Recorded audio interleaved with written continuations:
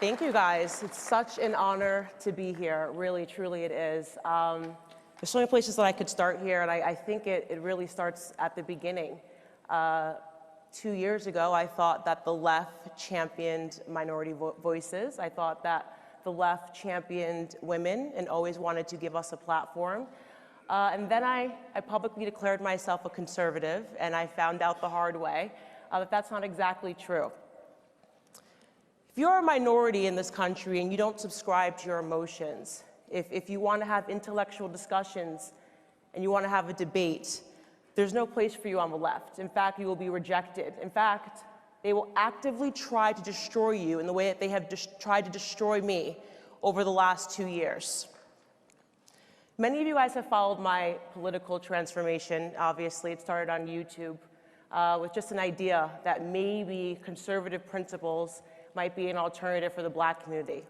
I questioned at the time, is it really possible that a man that was loved by the media, Donald J. Trump, they loved him, loved by Black America. Every hip hop song that I listened to growing up, they wanted to be like Trump. Beyonce and Jay-Z were sipping poolside at Mar-a-Lago. He was the dream. Obama said that the American dream is to be like Trump. Was it really possible that within 24 hours of declaring his candidacy for the White House, he became a racist, bigoted, homophobic, sexist, rapist at one point, right? Was that really possible? And I said, of course, no, it's not possible. There's absolutely no way that that's possible. And then I started asking myself some other questions. How on earth is it possible that a party that instituted slavery, Jim Crow laws, racial terrorism, and the KKK has the Black vote? How is it possible? We gave up culture. The right gave up culture. That's how it's possible. That's how the left was able to do this. We gave up culture.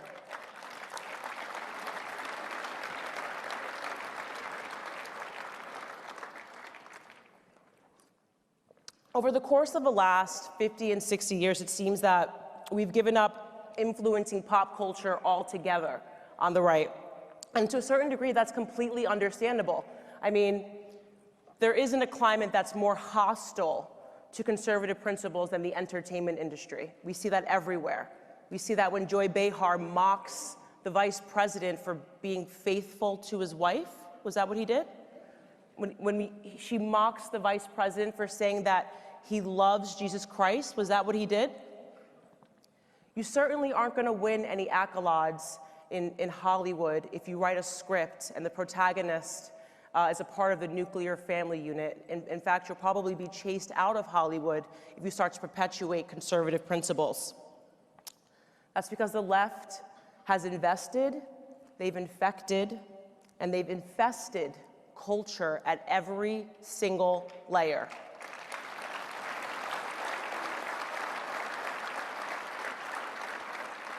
This is why Kamala Harris, who will never, ever be president of the United States,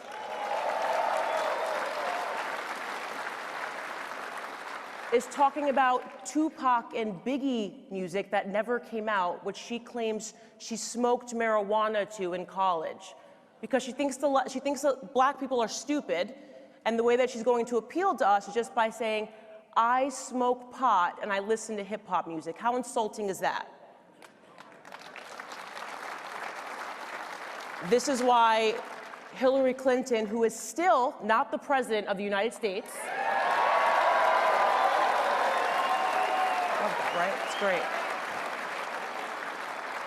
This is why she offered my community hot sauce, if you guys remember.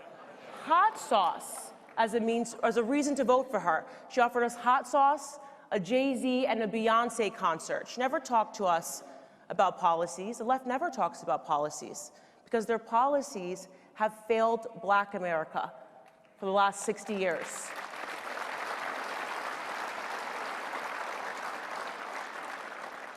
The truth is that the left and the Democrats never, ever, ever, ever want to fix Black America because they stump on our issues year after year.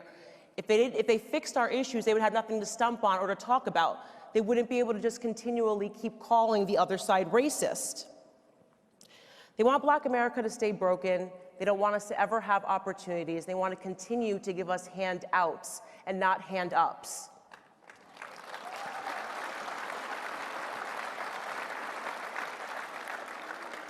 Never in a million years did the left predict Donald J. Trump, and I'll tell you what they also are not predicting. They never predicted a minority awakening. They never thought that they could ever lose the black vote, ever. They've taken our vote for granted for so long.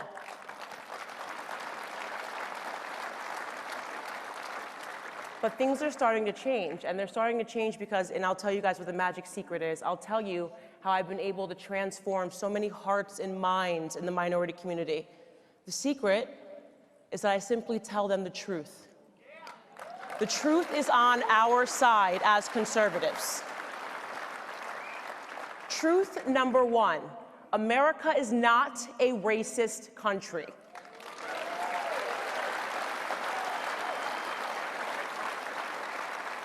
The people that continue to tell us that have a vested interest in racism. In fact, they're actively now importing Nigerians to come do racist acts in this country, a la Jussie Smollett, right? This is MAGA country. No, this is your prison cell, and I hope you rot in it, Jussie.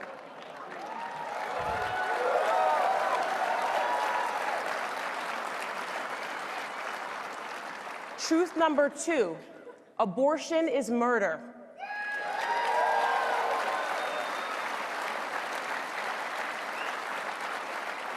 I ask myself all the time, doesn't it seem to you that progressive policies always lead to regressive results in the black community? It's amazing, isn't it?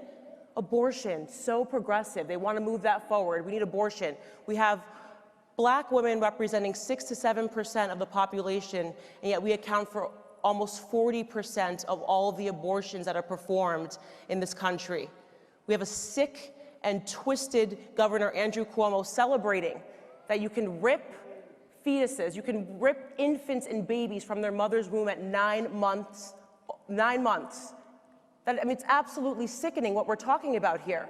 And who is that going to impact the most? In New York City, for those of you that don't know, more black babies are aborted than born live. A hard-hitting truth is that the most unsafe place for a black child is not on the streets, it's not when they see a police officer, it's in their mother's womb.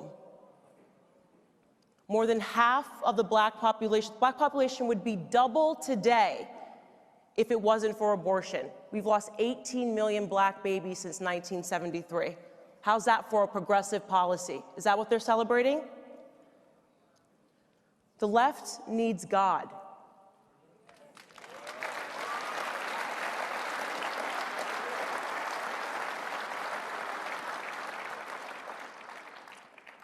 Truth number three, racially motivated police brutality is a myth. It's simply a myth. But father absence is not. The number one issue facing black America is that fathers have been removed from the home. It's that they have been incentivizing father absence. When the single motherhood rate jumps from 23% in the 1960s to a whopping 74% today, we have a problem. It's a problem that the left does not want to talk about. It is the destruction and the breakdown of the family.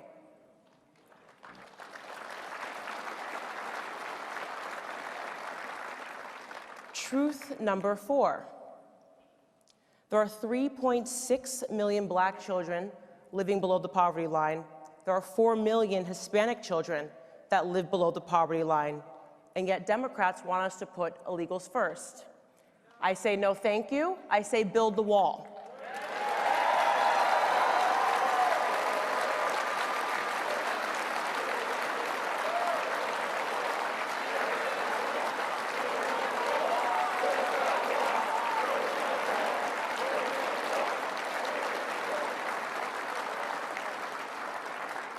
It's actually incomprehensible what has happened to the black community over the last 60 years.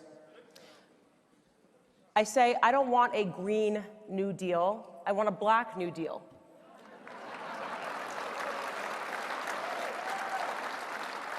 And the good news, Alexandria Ocasio-Cortez, is that that actually can be free. It doesn't cost $93 trillion. First and foremost, stop selling us our own oppression. Stop taking away our self-confidence by telling us that we can't because of racism, because of slavery. I've never been a slave in this country. Stop telling us that we need to be obsessing over our past when we should be obsessing over our future and the potential that we have.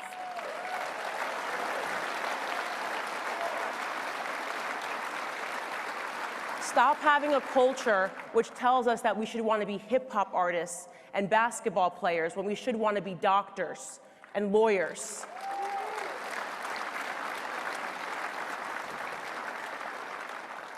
We need to stop idolizing people like LeBron James and start idolizing people like Dr. Condoleezza Rice and Dr. Ben Carson.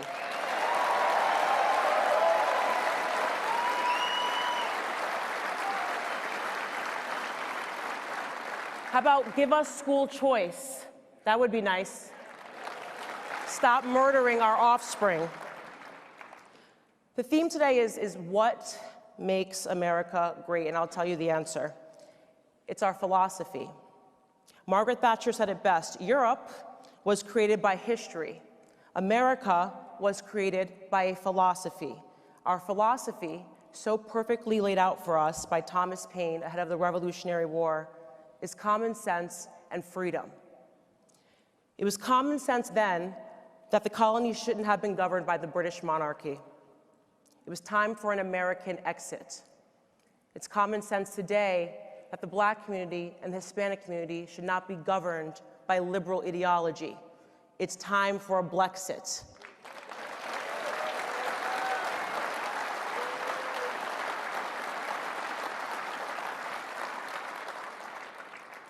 It's common sense that the left does not care about racism, they don't care about sexism, they don't care about misogyny, they don't care about any of that stuff, they don't care about sexism. What they care about is the politicking of fear.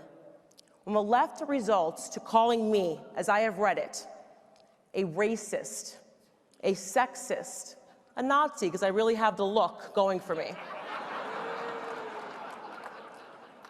and the words have completely lost their meaning. They have no arguments anymore. It's common sense to me that conservatives need to start invading culture, because we are the party that believes first and foremost in God. And in case you guys forgot, it was our belief in God and in Judeo-Christian values that inspired culture in the first place.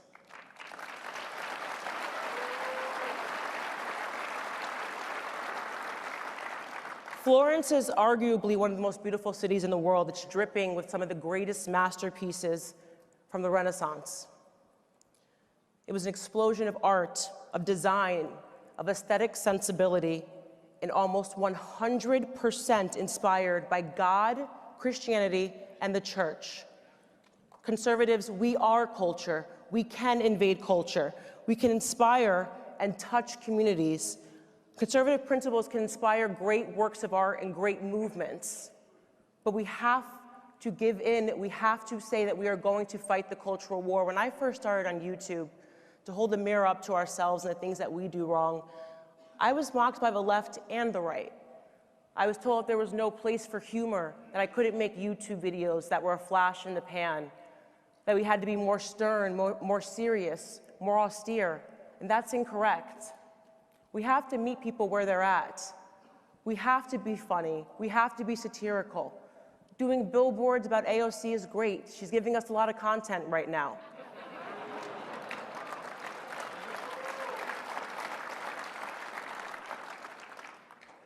I want to wrap this up by pleading with all of you to realize that the left is terrified right now because it takes just 5%.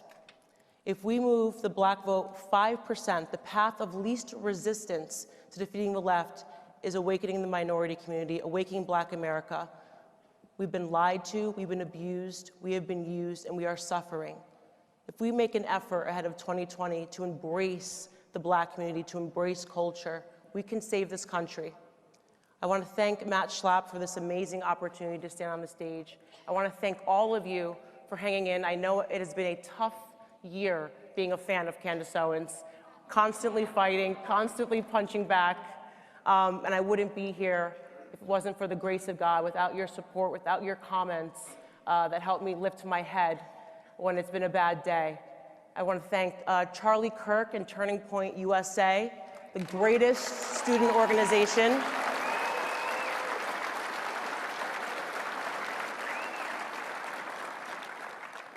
And above all else, just to thank God, because a year and a half ago, I was on YouTube.